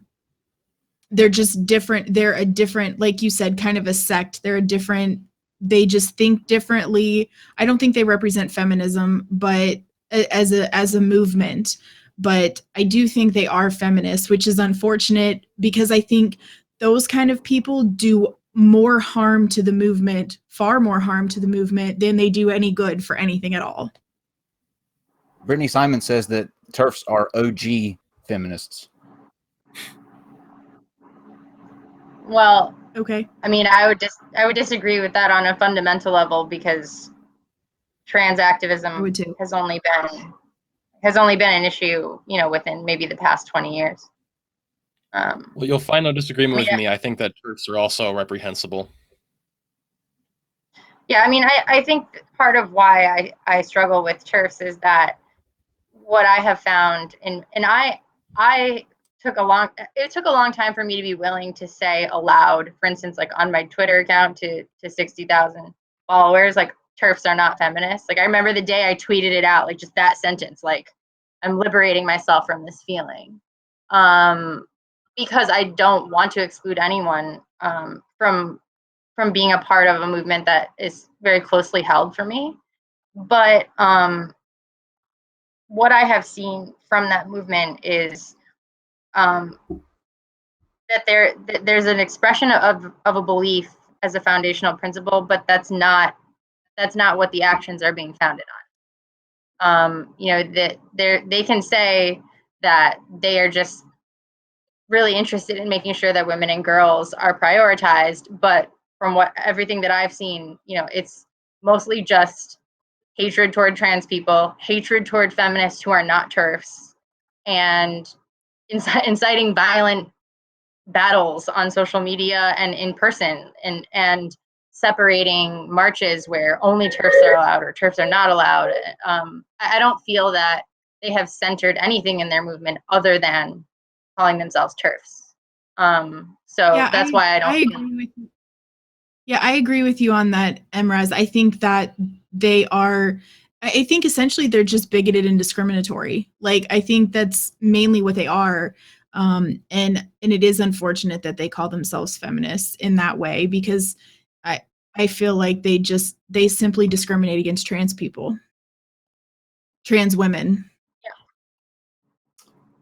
Yeah, I mean, I think one of the best perspectives I heard on that was relayed to me by Clementine Ford, and I can't remember who said it originally, but essentially that feminists, like the perspective that TERFs are OG feminists is funny to me, because feminists originated as trying to distinguish women as being more than just a vagina or a baby holder or a mother, as more than just their biology, and as autonomous human beings who can think and work and provide extreme value to society at the same level as men. And what TERFs are doing is reductively circling back to defining women exclusively by their biology, as the most important factor of their existence. And I think that that's antithetical to moving forward as a feminist. Okay. Anything you want to add in on that, Nate? Go to us from the audience. Are you talking to me? Sorry, I can barely hear you, Kyle. I don't think so. Nate, can you try talking again? We can't hear you. Sorry, can you hear me? Oh, sorry, muted again. Yeah, I said I don't think I can add much more to that conversation. I think that TERFs are horrible as well, so yeah. Okay. Agree to agree. Well, we all agree TERFs are terrible. I'm gonna have to look into this. I think we should get one on and explore this a little bit more. I'm always slightly oddly excited when I find a new group. Like, I remember how happy I got when I found out what incels were, but still to this day can't get one to come on the show. Well, I know their website, isn't it incels.me? Just go on their forums, I guess, and say that, hey, we have this show, come on in. I did. They kicked me out because they said no one was interested in me exploiting them. So, I see. Exploiting them? You know what I said back to them, of course. I was like, dude, you need to get laid and chill out. Of course, that was the wrong thing to yeah, that's like kind of that is whole their issue. Yeah. The first question we'll go to is for you, Imraz. Can men be feminist? Yes, absolutely. Another reason, for instance, why I don't agree with TERFs. I think men can absolutely be feminists because the foundation of feminism is that men and women are treated with equal respect and dignity. And if you are a man who believes that is true and is participating in making that happen, and what I mean by that is actively working against structures and behavior that marginalize women, you are a feminist. Okay. What do you think, Nate? Can men be feminist? I'm a feminist, so yes. Wait, what? Yeah, I'm a feminist, so yes. It's really Am I weird. not coming through clear? I said that I am a feminist, so yes, we can be. Awesome. No, I mean, we heard you. We're just confused. That's all. Yeah. Oh, okay. Oh, okay. Imran, this was something that up earlier. It may were your response to this, but somebody asked earlier if you agree on so much. Why do Nate as what was it? Rabid? I can't too far, but how was it that you worded it on Twitter? It was something like that. I may have said virulent, or I don't know. It was a characterization of him as an extremely anti-feminist person. Yeah. Okay. They want to know why. Because it seems like read mostly to know. I think they want to know why if you categorize them as that. I think that's a better question. Well, I think that my perception of him is not that now. Having had this conversation, I mean, I still find some of your perspectives and content very problematic, but I would say that my perspective was drawn from going to your YouTube page, which is obviously, well curated and something that you invest time and mental effort into creating, and that you have taken the time to create a playlist of multiple videos that attack feminism in a way that is mocking, dismissive, mean, not representative, hyperbolic, mischaracterizing, all things that I would associate with someone who is extremely anti-feminist to the point that they would spend that much time creating that content, curating it, and maintaining it at that level. Well, at the end of the day, I just try to make content that I personally find interesting, and I think that there is a lot of interesting elements of the feminist movement, regardless of whether or not they're the majority, the minority. They're definitely a vocal minority at the very least. And I find a lot of it simply amusing to look at and poke fun at. So, yeah, at the end of the day, I'm here to make content that entertains people, and people obviously enjoy my content. So I'm happy with what I've put out. Do a follow up on that, despite the damage it might do. Yeah, I mean, I guess like at what point is entertaining people by tearing down a movement that's centered on women's rights like not problematic for you? Well, I question the ability to quantify how much damage you think my series has done. It seems like this is more based off of speculation than any real hard data. Well, I mean, you're the sum of cumulative parts, right? Like you're a participant in an entire culture of this stuff. It goes back to what I was saying earlier. Like, even if your videos aren't the worst of the worst, you are an active, known member of the YouTube community that people are going to your account to look for content. And if you're saying it's okay to be entertained by making fun of feminists, you're one of thousands of people who are saying that are just reinforcing that idea. So even if it's the same as I'm not calling you a racist, and I'm not saying you're on that level, but like if you're a racist person and you participate in racism simply by occasionally using the N-word, like you're still participating in racism and you're still perpetuating it, regardless of whether you can quantify the level of harm. I do not use the N-word on my YouTube channel.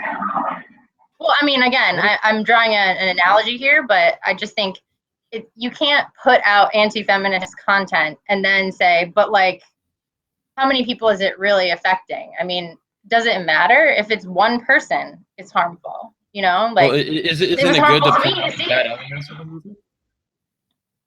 Well, I think you can point out the bad elements the way that you have today, which is to say, hey, I think these elements of feminism are problematic. Here are some suggestions that I have based on my observations. I found all of that to be productive and respectful. I don't think any of your videos address feminism in that way. Well, I mean, one of my videos. That's not going to get 200,000 subscribers either. What I was going to say is, I mean, I try to be entertaining and also factual. So, for example, one of my videos was attacking the fat acceptance element of feminism. There's a movement within fat acceptance called health at every size, where these people believe that it doesn't matter how heavy you are, how much fat you have, you can be just as healthy as a person of a normal weight type. So my video was pointing out that, yes, being obese, being overweight does have detrimental health effects, and that it doesn't only affect you on a personal level, but it can also affect society. It makes the taxes go up. It makes us have to use more gasoline because naturally cars, if there's more weight in the car, they have to use more gasoline. Are you serious right now?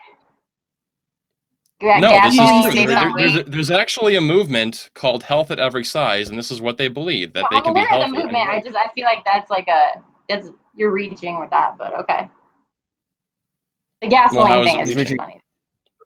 No, there actually is a study that I link in the description that shows that, yes, fatter people, and you can look up the statistics on the CDC, and it shows that every single year, a larger percentage of the U.S. population is getting heavier. And as that happens, we're going to see more and more people, getting overweight. More gasoline? Yes, using that is more actually gasoline. true. The gasoline thing is actually true. If you want, I have it linked right now. I can give it to you, and you can look it up for yourself. It is true. No, I mean, I just think I'm sorry. Continue. All right, so here, I'm not logged into my YouTube account now. I'll put it in the chat, and then somebody else can link it into the live stream chat. There is a short summary of the study, and here is the actual study that shows that, yes, being heavier does make us use more gasoline. Yeah, that is true. There's the link for it. So would you agree with that, Imraz, though, that the things he's pointing out in that video with the what is it, Help at Every Size? Is that the name of the movement? Yeah, there's fat acceptance. I haven't watched the video itself, but as I recall, like just looking at the thumbnails on the videos that you post, the cover page is always like some sort of like super mocking, it's definitely I understand why you're doing it. Exactly what Caitlin said. Like it gets. Oh no, clicks, I'm not going to deny why I do it. This is the industry that I'm part of. You have to play a bit dirty if you want to get the viewership. Like I don't post shitty pictures of men like in order to be a feminist. You know what I'm saying? So like I understand what you're saying, like that your market is this, but that doesn't have to be your market. Like I like that's your choice to market to those people. But like you said, there are feminist accounts that you find engaging, and I don't see them posting videos of men like making fun of them. I don't see that happening. So I think it's a unique element when it comes to discussing a women's movement. It's about making us look silly, making us look hysterical, hyperbolic, overbearing, unlikable, unattractive. Like those are how people criticize feminists, and that's all very patriarchal. Like if you want to have a conversation like the one we're having right now, like this conversation is productive, but this isn't what you're posting. You know what I mean? Like you aren't posting like videos of you discussing, things that you've observed in feminism and how you feel like it's problematic. Like you're posting. But you judged my video just off the thumbnail and the title. You didn't actually bother watching it, to your own admission. Yeah, because the thumbnail was offensive. But to be fair, also not even bother people that he goes after either. Like the people in the women that are in those videos are, like we were talking about earlier, the outliers, the ones that are the vocal minority in the group. I think if he had one of those in this comment, it wouldn't be as productive. It would kind of go in a different direction. You know what I mean? Well, yes, but I mean, the point that I'm making is like this style of criticism, right? Like I criticize men, like I do it all the time. I criticize how men perceive me, the way that they interact with me. I draw attention to it on my account all the time just to say, like, look at what you're doing. You're doing it. Like all the time I'll post something like, why do you guys keep doing this? And then someone will literally comment doing it, like without even realizing that they're doing it. And so like I'm willing to do that kind of stuff. I'm not willing to post things like, ugh, men are like so disgusting. They never shower. They're so smelly. They're so gross. Oh, they're like animals. They're like cavemen. Like all, you know, I don't post that kind of content because like that's not how I address my issues with men. Like all the time, the criticisms of women are you're unattractive, you can't get a man to love you, you're screeching in my ear, you're annoying, you're silly, you're stupid, like, and that is absolutely the market that you're targeting with the style of videos that you're making. So like, yeah, even but if I've never said all women can't get laid or that they smell bad or that they all look ugly. I'm attacking these particular elements and saying this element of feminism is this or that. Well, I mean, we can certainly agree to disagree.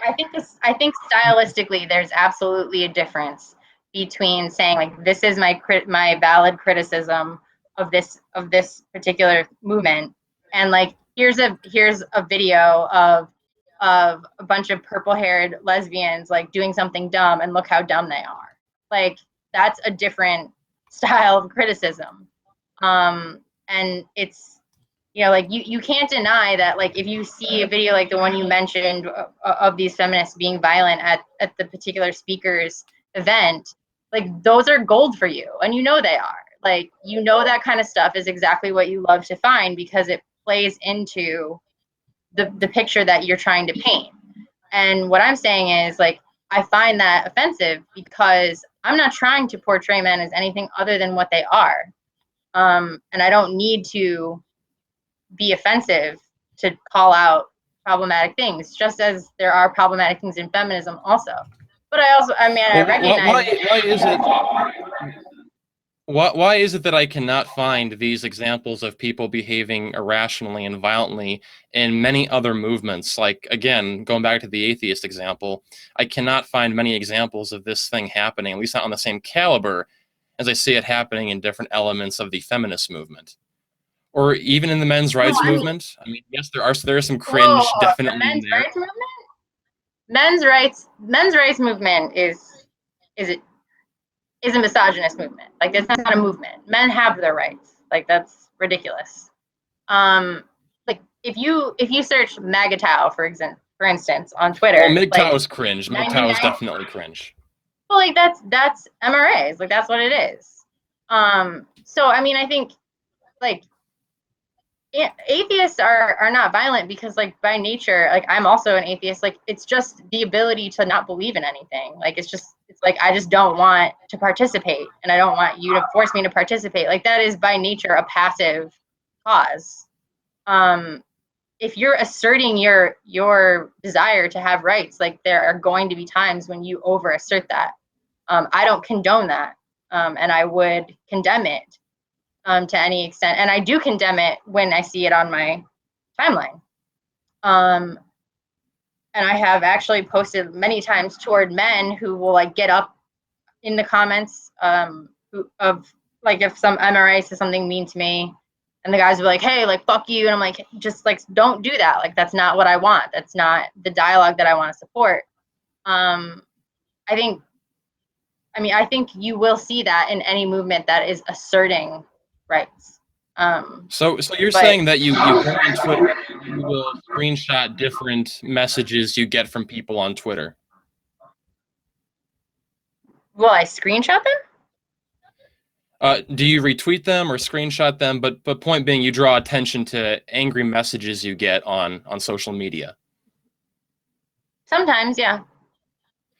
Well, isn't that kind of the same as what I do, where I'll draw attention to the negative aspects of a movement? You draw negative attention to the bad aspects of MRAs.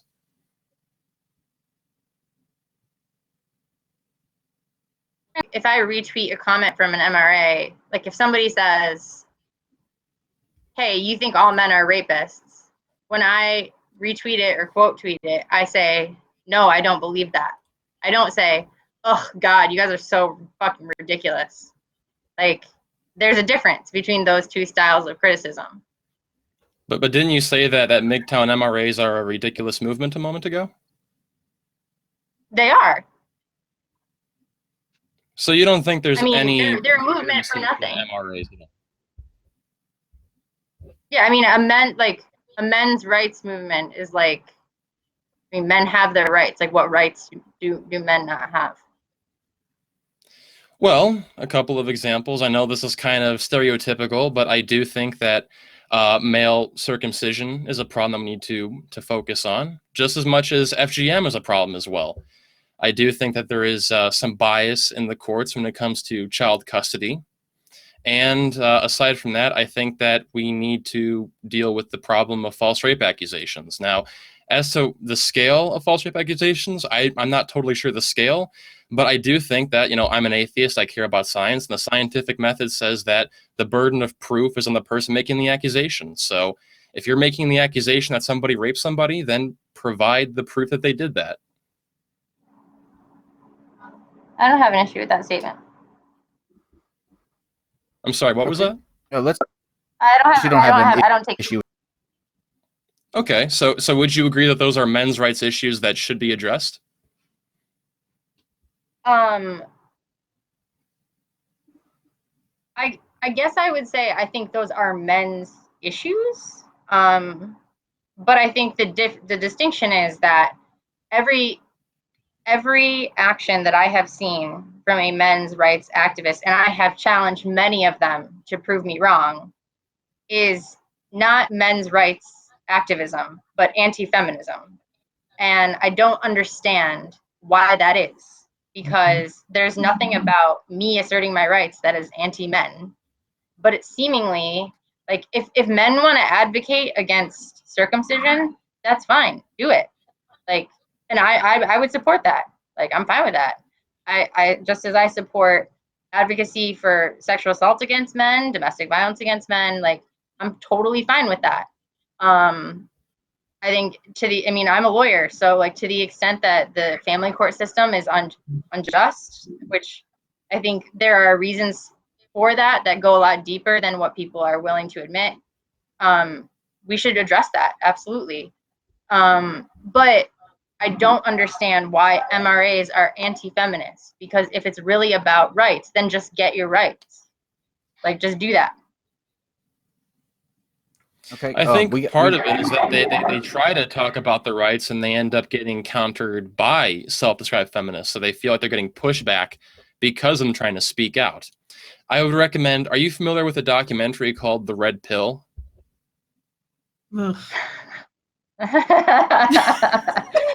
Sorry, that was audible. My bad. Yeah. I take it you're not a fan of that documentary. Well, she has a long-standing feud with one of the individuals in The Red Pill. So would that be the documentary, the woman speaking at the beginning of the documentary? Yeah, but there's an individual in the actual documentary that Casey's had a long-standing feud with. So that was the audible "Oh Lord" that you, or what did you say? Oh no. Well, I will not deny that there are some people that were featured in that documentary which I have disagreements with. I can't think of his name right now. I can't think of it right at the moment. But he's this guy. Thank you very much. Yes, Dean Esme. He's this guy who was an atheist. He turned into this Christian apologist guy. He's a very cringy individual, but I'd say for the most part, that documentary did point out some legitimate issues that men do face in America. And it does show how there is pushback by certain feminists to men trying to achieve these rights. Did you see how big? I agree with you, Nate. I actually agree with you. When you said cringe, I agree with you on that. There are men's rights issues that do need to be addressed. However, I agree with MRAS. That does not require them to be anti-feminist. So it's kind of like they do have some things, like I completely agree with the injustices in the court system. There are other reasons behind that, but I think some of the reasons behind that are also kind of counter to the feminist movement. The whole idea that the mother is automatically the best parent for the child. That's ridiculous. I also that's disagree with that. I think that should be between the two partners and say, hey, do you want to be the housemaker? Do you want to go to the job? Do you both want to go to the job? I don't think that men or women should be default put into a certain category. It's up to the individual what they want to do with their life. Yeah. Well, I agree. And sometimes men and women can't come to an agreement on that. And generally the court system sides with the woman generally. So I think that is an issue that needs to be addressed, but that doesn't mean that they have to be anti-feminist, and they are. We need to. From what I've seen, a lot of. Sorry, we're coming up on the 2-hour mark, so we're going to need to wrap up here. Oh, wow. That's fine. I'm gonna read off the rest of these super chats really quick, and then we're gonna give both of you a chance to wrap up your points. Say any last thoughts. Also, I believe that we are gonna have a kind of a follow-up after show to open it up to anybody who would like to come on. We're gonna do that at 10:30. Steve will be jumping in. Casey, Nate, Imraz, you're all welcome to join. We usually have follow-up shows when we have deep subject matter like this, so that people that are watching that want to come in and kind of talk about it and give their point of view. So it's a really kind of cool way to get involved. So you're all invited to that if you want to. I don't know what you've got going on, but you can do that. Also, when we end this, jump over to Sirius the Skeptic's channel real quick. He's having a conversation on the history of the flat Earth, so that should be awesome. This says, play the new Tomb Raider. She is a hardcore killer that puts any action hero guy to shame. It's actually kind of scary, but still fun. The next one says, saying most feminists don't know what they're talking about is hyperbolic bullshit. Next one says, Nate, it sounds like you just want to police overreachers and outliers of feminism, not the movement itself. I'll let you respond to that. It seems like I want to police over. What was it again? Yeah, it says you want to police the overreachers and outliers. Basically, you want to, try to be the police over the ones that you talk about on your videos, the ones that are the vocal minority. Yeah, I'm not sure if I describe it like that. It's just me trying to point out. Ultimately, at the end of the day, people will do what they want to do. I'm not going to say you can't behave that way. I'm just trying to point out, hey, what you're doing is probably counterproductive, and you should try to change your strategy if you want to win. I mean, we can look at the past several years, and feminism has lost a lot of ground, at least in the public perception. We can see that feminists have become a laughingstock in many ways. Now, do I think that's fair? Not necessarily. But I do think that there needs to be some kind of self-critique and point out these bad elements to a higher degree, not just TERFs, but other elements as well. And that way, maybe we would see some more common ground. Okay. And then last comment, this one's for, I believe, for Imraz. It says, men use power for sex. Women use sex for power. Why is one wrong and not the other?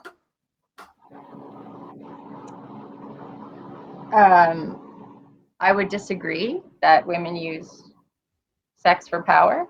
But to the extent that women do use sex for power, they do so because their sexuality is the only power that is available to them in a male-dominated society. Okay. All right. Now we'll give you guys the last your wrap thoughts. Again, let everybody know where they can find you. I want to personally thank both of you for coming in. This was a great talk, and it went in a different direction than I thought it would. I thought it would be a lot more hostile and not as productive as it was. So very nice. So, ladies first. I'm going to wrap up your thoughts and let everybody know where to find you. Sure, I'll go first. So to kind of piggyback on what you just said, I think that there is a lot more common ground between feminism, those who might characterize themselves as anti-feminist, than what people perceive. And I wish that people were more willing to have these types of conversations, because so often feminism is characterized as all of its bad actors. And even if you accept all of those things as true, if you are an anti-feminist, you are saying that you are anti a women's rights movement. And I think people need to examine that position more carefully. I'm not saying that if we are a movement for women's rights that's violent or ineffective, that we should still get support because of the goal. But what I am saying is I think people lose sight of what the goal of feminism is and get caught up on these sort of, you know, clickbaity factionality elements. And, you know, I personally, as a feminist, am working toward recentering the dialogue on what our goals are, and hope that other feminists are willing to do that too. But I also wish that people were not so eager to disregard the movement. Okay. And you can find more of the Feminist Next Door at MRaz on Twitter. So make sure you go follow her. All right. Nate talks to you whenever you're ready. Yes.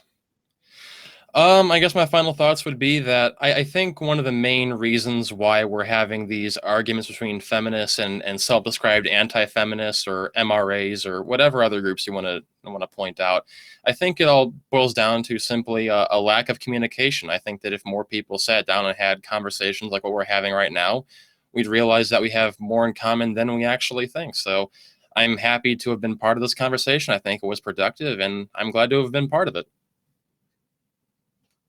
Absolutely. Thank you for doing it. You want to let everybody know where they can find you on YouTube and Twitter? Yeah, sure. So all my social media, be it Facebook, Twitter, or YouTube, everything is just Nate Talks to You. So if you want to check out more of my stuff, yeah, just go there and I'll talk to you. Awesome. All right, Casey, do you have any last parting words before we close out? Not really. I think this went great, and thank you both for coming on.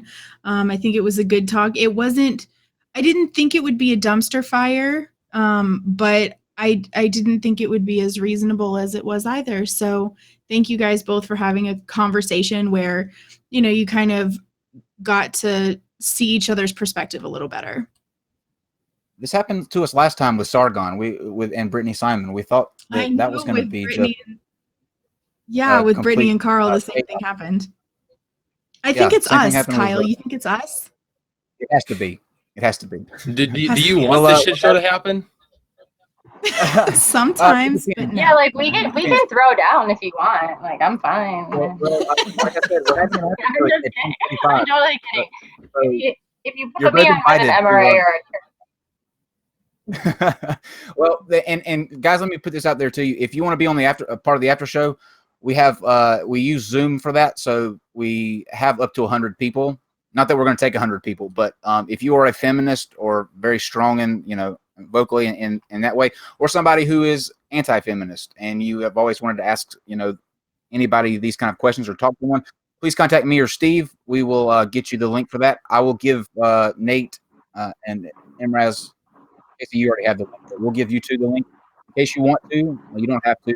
You want to come in and chill and answer some questions, that will be cool. But we're gonna start that at 10:45, guys. Until then, go check out Cyrus the Skeptic.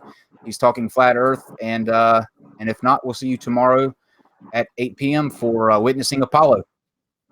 Have a good night, and we'll see you in 45 minutes. Thanks, guys. Bye, y'all. Non sequitur. Your facts are uncoordinated.